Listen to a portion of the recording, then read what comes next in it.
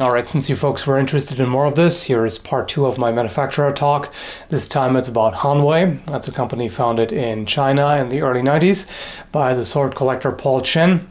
And it started out as a katana manufacturer, but these days they offer a wide variety of reproductions from different areas and time periods. So it's really one of the biggest names on the modern sword market. They might actually be more well known than Windlass even. You see Hanway products pretty much everywhere. Sometimes they pop up under Cas Iberia, which is the distributor for the US. And the price range is really quite wide. You have everything from under $100 to several thousand. There is certainly a strong emphasis on Japanese swords, and the higher end stuff, which is $1,000 and more, is generally Japanese. So that also limits my personal perspective a little bit, because that's the stuff that I have little interest in, so I don't have first-hand experience with their higher priced swords. They use a variety of high carbon steels, 1065, 5160, L6, T10, and possibly others as well. By the way, their forge in Dalian, China, actually burned down in 2011, which caused a shortage for a while until 2014, when the production at the new factory had picked up. So for a while, they were certain products were hard to find, and the prices increased. Like this one here, for example, you couldn't get for quite a while, but they have become available again now. And so generally Hanwei swords and other historical weapons are, again, battle ready, even though I don't think they use that term, but they are functional. So you can do test cutting with them, even though generally the European and even some of the Chinese ones really need sharpening before you can use them. For example, I've got this basket hilt back sword. The blade profile on this one actually looks really good. It's got a nice even flat grind. It's just a little thick at the edge, and I mean you can tell just how dull this is, and it's really tricky to cut well. I haven't gotten around to resharpening this. It is a proper edge, it's just rather dull. So this is what would happen after using it for a while and cutting, then you would have to resharpen it. So this, even though I'm frustrated by how dull the European swords are compared to the Japanese stuff they make, so in other words, they know very well how to put a good edge on a blade, they just don't do it for the European ones. Even though that's frustrating, at the same time you can say, well, you need to know how to resharpen them anyway. And this really is just resharpening. You don't have to put on an entirely new edge. You don't have to reprofile the entire blade. So that's okay. I would still, however, very much prefer if they stepped up their sharpening game and delivered a better edge out of the box. In terms of handling and balance, the Hanwei swords that I've handled so far were all good. I haven't come across any that were overly heavy or poorly balanced. Now this one here in particular, I haven't handled any original antique Scottish basket hilt swords, but this one just feels right. You know, it's very easy to maneuver. You've got plenty of point control due to the balance and the mass here towards the hilt. And at the same time, it feels really light. So it is very easy to maneuver. This one here has a threaded pommel. Now, all pommel jokes aside, I'm not a fan of the threaded construction. Well, unless it's something like an Angus trim or comparable quality, where I know that it's really done very well, or a nut construction, that's generally fine too. Budget swords with a threaded pommel, I've had some fail on me a while ago, and so you can say, well, you can tighten them if they loosen up, which is nice. That's a good point. If it's peened, there is really not that much you can do, but at the same time, threaded ones tend to loosen up more than peened. Anyway, oh, by the way, if you don't know what peened means, it's as the pommel is put on, part of the tang sticks out past it, which is then hammered down and mushroomed here to keep that in place. So if that's done poorly, that's a problem as well. But it tends to be in the lower price range that paint is a better bet, at least in my experience. So yeah, this is quite a nice one. Flexibility is not bad on this.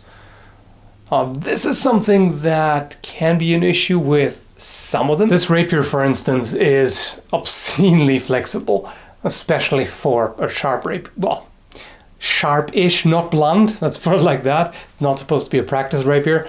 Also, it takes a set. I don't know if you can see that, but it doesn't spring back too straight, which is unfortunate, to say the least. And in this case, of course, a lot of the excessive flexibility comes from the very narrow blade, but that can be addressed by making it thicker and also having an appropriate cross-section. And this one here isn't as thick as I think it probably should be for the width of the blade.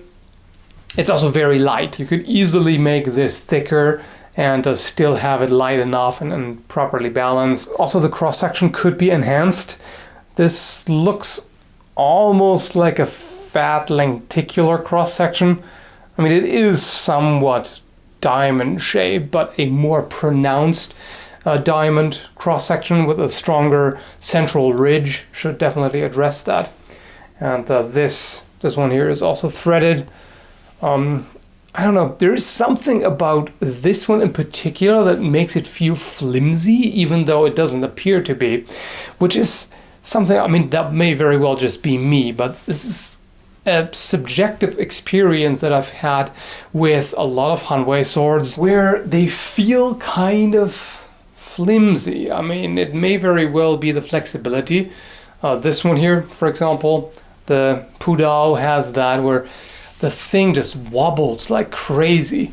And there is something about the way that vibration travels through it when you cut something that is a little disconcerting. It makes it feel less sturdy than it probably is. I mean, I've used this on some of the zombie heads from Zombie Go Boom. In other words, pretty hard impact on tough, dense material. It didn't loosen up, the blade didn't break, it didn't bend.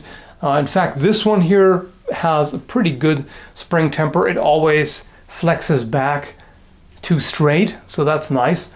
After some thrusts with the blade, the tip rolled over quite substantially, and I had to fix that. So it seems that the steel is a little too soft.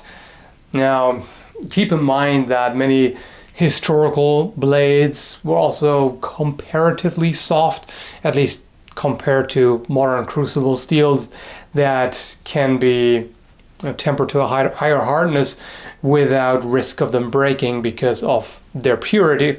But we do have these materials available nowadays, so might as well benefit from it, right? Anyway, the overall design is good. It looks really nice, it functions, and it's a great collector's piece. At the same time, it's really affordable. I mean, this, for a Chinese polearm, a functional one, doesn't really cost all that much.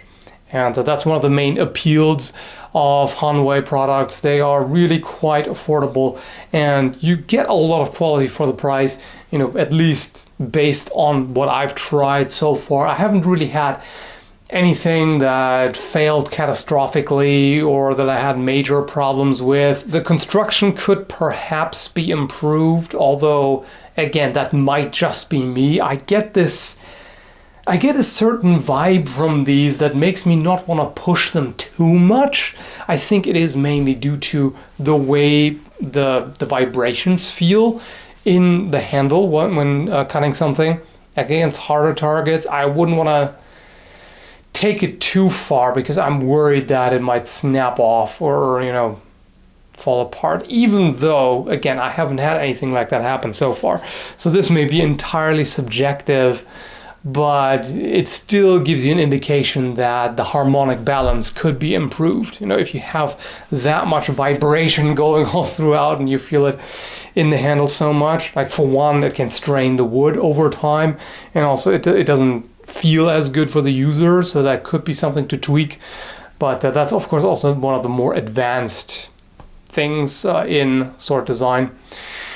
Anyway, so the higher end katanas may be an entirely different league. I have no idea. I've never tried them. So that's my personal perspective. I've seen a number of reviews where people had problems with Hanwei swords and other weapons.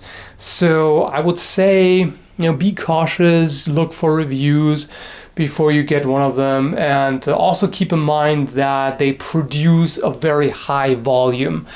So it's always possible that something slips through quality control. The more output a company has, the higher the chance that you might get a lemon. So far, personally, I've had, fairly good experiences.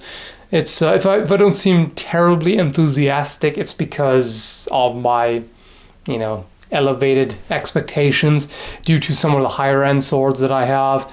Albion and Arms and Armor and Angus Trim and Tinker and all that. But yeah, for the price, certainly decent, I would say, overall. So I hope you found this helpful, and thanks for watching. Now I'm going to cut the video.